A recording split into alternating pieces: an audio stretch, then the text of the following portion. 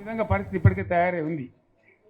కాబట్టి దయచేసి నేను మీ అందరిని కోరేది, మీకు మంచి ఎమ్మెల్యే ఉన్నాడు మాణిక్రావు గారు, ఆయన నాయకత్వంలో మంచిగా పనిచేసి మంచిగా ముందుకు పోయి చాలా చక్కగా మంచి ఫలితాలు భవిష్యత్తులో సాధించాలి.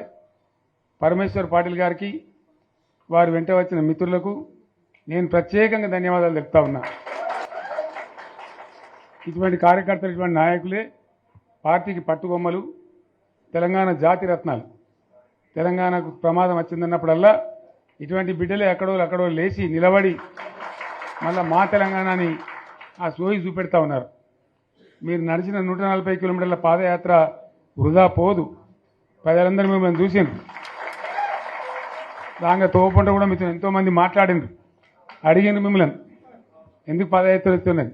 మీరు కూడా అందరికి చెప్పిండ్రు, అంతే కదా. మీకు కూడా అర్థమైంది ప్రజలు ఎంత వ్యతిరేకం ఉన్నదనేది. సో ఆ రకంగా మీ పాదయాత్ర వృధా పోదు, మీ కష్టం వృధా పోదు. తప్పకుండా రాబోయే రోజుల్లో విజయం మనదే. అయితే మన విజయం మన కోసం కాదు, అది తెలంగాణ విజయం కావాలి, తెలంగాణ ప్రజల విజయం కావాలి, తెలంగాణ రైతుల విజయం కావాలి.